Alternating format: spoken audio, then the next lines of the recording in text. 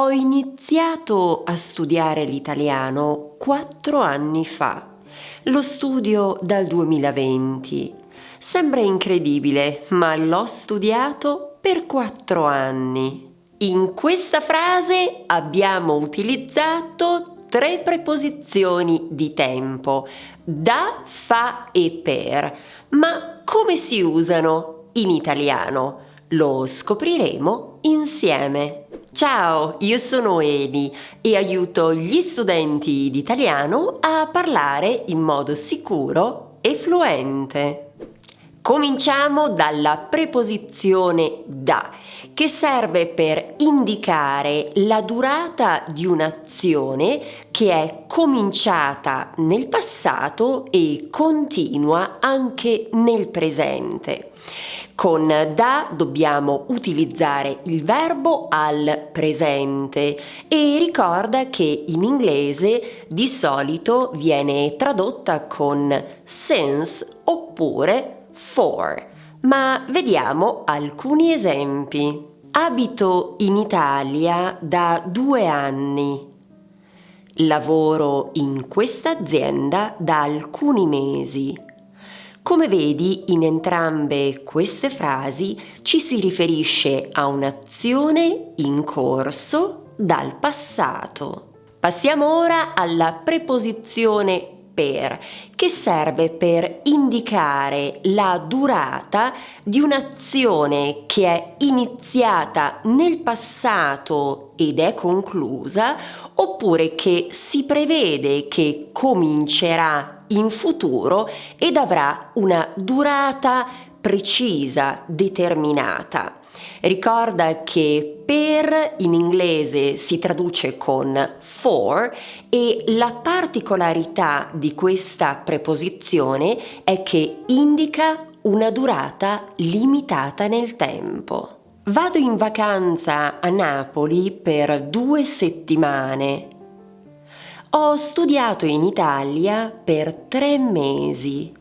In entrambe queste frasi ci si riferisce a un'azione limitata nel tempo.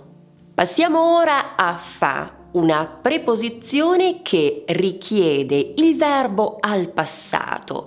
A questo proposito, ti ricordo che se lo vuoi puoi scaricare una guida gratuita sul passato prossimo.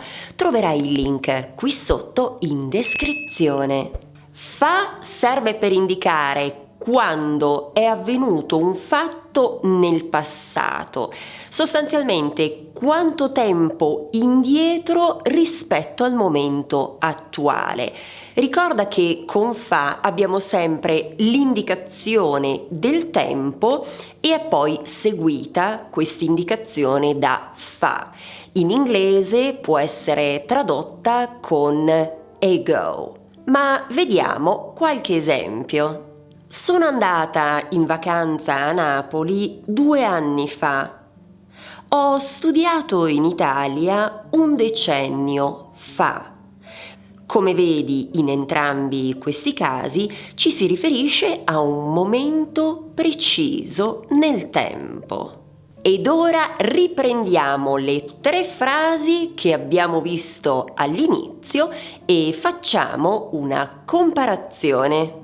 Studio l'italiano dal 2020 significa che questa è un'azione in corso dal passato, cioè questa azione è cominciata nel passato e continua ancora. Nella frase ho studiato l'italiano per 4 anni ci riferiamo a un'azione limitata nel tempo. Nell'ultima frase, cioè ho iniziato a studiare l'italiano 4 anni fa, c'è il riferimento a un punto preciso nel passato. Ed ora ho 3 domande per te. Quando hai iniziato a studiare l'italiano? Da quanto lo studi? Per quanto tempo l'hai studiato? Ti chiedo di scrivere le risposte qui sotto nei commenti. E se sei arrivato o arrivata fino a qui, ti chiedo di scrivere coccinella qui sotto. Oggi abbiamo parlato delle preposizioni semplici da, fa e per, come preposizioni di tempo. Ma che mi dici delle preposizioni articolate?